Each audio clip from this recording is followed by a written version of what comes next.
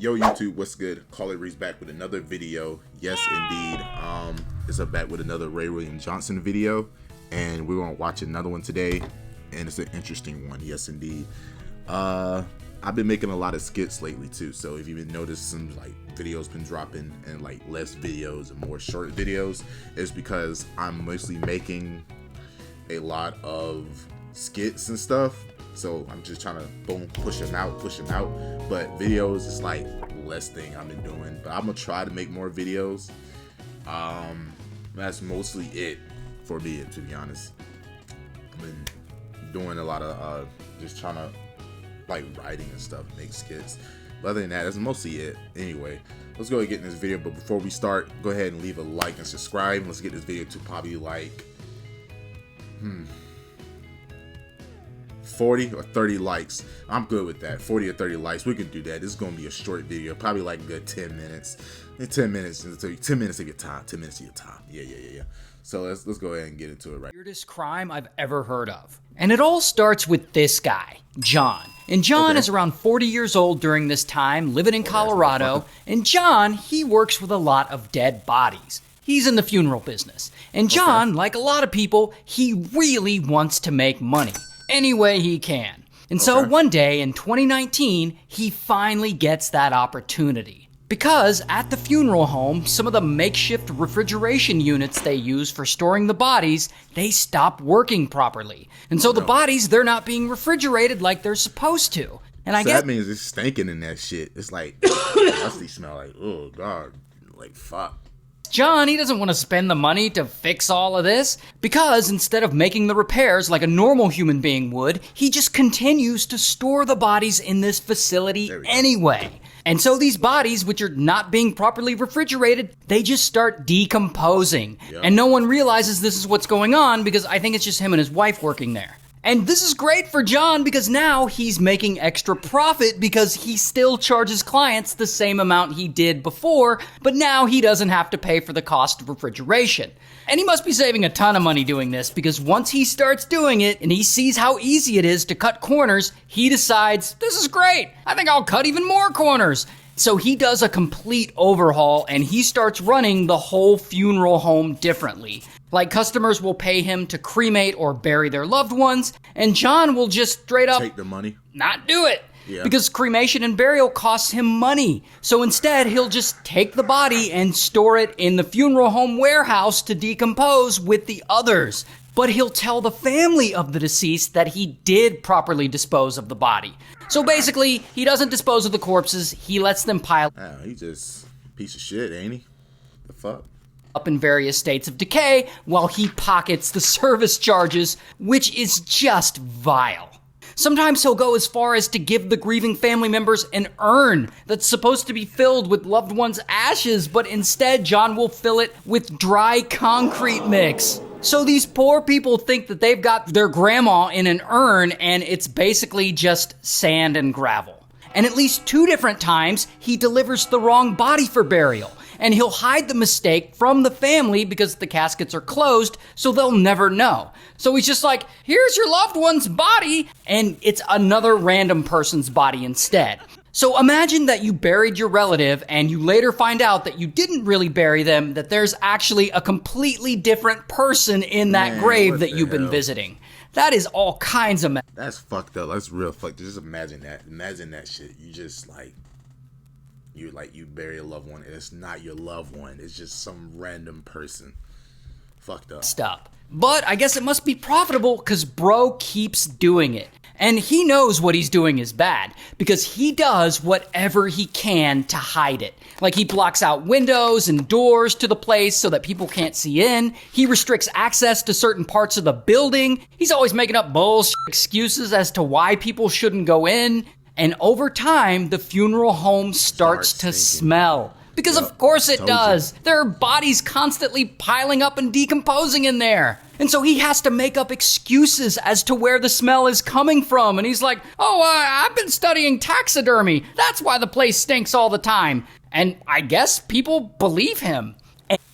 And if you think all that is bad, if you think that this guy can't sink any lower, it gets much worse. How worse? Because one day in 2020, kaboom, the COVID-19 pandemic hits. And everyone is scrambling, and people are out of work, and a lot of businesses are suddenly closing down. And in order to prevent a lot of these businesses from closing shop for good and crashing our economy, the US government starts providing emergency financial aid to a lot of these places, aka PPP loans, which were called loans but aren't really meant to be paid back. So if you qualify for the loan, it's kind of like free money.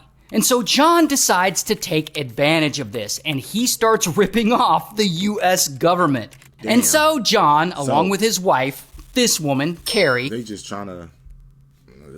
John and Carrie run the funeral home together, so she's involved in all this too. I lost the plot for a minute, y'all. I lost the plot for a minute. Hold on. John and Carrie, they start submitting PPP loan applications using false information. But boom, it works. Suddenly, they got free COVID-19 relief money in their pockets. Got money and then in 2021, I guess they start to run out of room from all the bodies piling up, and so they go and they buy a second funeral home location. I assume with some of that PPP money, which, speaking of PPP, they also get another big payment of COVID relief money that same year. Then the next year, in 2022, they get a third payment from the PPP loan program, giving them a grand total of $882,000 in government relief funds alone over the past 3 years. Shit. So now, of course, John and Carrie have a lot of money. Money that they scammed from the government, money that they saved from not properly storing the bodies they're supposed to store. Somebody's gonna find out. And you know they're not going to spend this money on repairing the refrigeration equipment or whatever.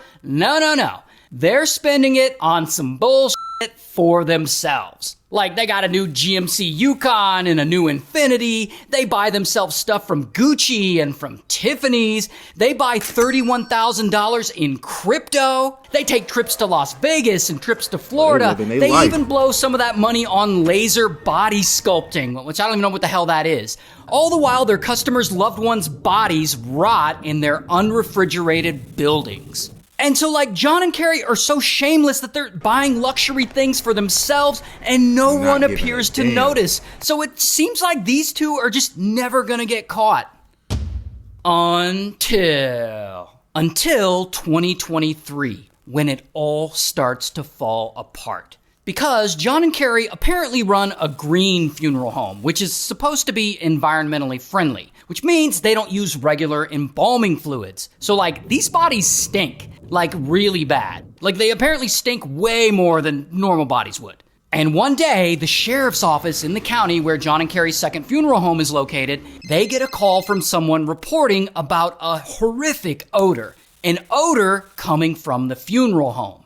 The next day, the Colorado state government hits John up, and they want to check out John's funeral home. Because there had been a report that it stinks. And John, he tries to bullshit them like, oh no, I was learning taxidermy there. But whatever. Eventually, they get a warrant to search the place, and the FBI from Denver shows up one day, and they finally get inside, and they find 190 bodies. 190 bodies all stacked up on top of each other in this small, bug-infested building. Some of them had been dead for years. Some of them had been sitting there since 2019, which means that they had been sitting there for over 4 years. And now, allegedly, John and Carrie are like, oh shit, they're onto us. And they flee from Colorado all the way down to Oklahoma. However, it is no use. They can't run. The FBI tracks them there. And so, bam, they get arrested. Here's John's mugshot. And also, here's Carrie's mugshot. And like, it's wild because if you go to their Instagram account, by the way, because the funeral home, I guess, has an Instagram account for some reason, you can see angry customers leaving comments like, what did you do with my mother's body? And bastard, those poor families are having to suffer not knowing where their family members' remains are. That is crazy. But anyway, in 2024, they get sued in a class action lawsuit and they lose, and they're ordered to pay $950 million to the families that they've wronged. $950 million. They're never going to be able to pay that.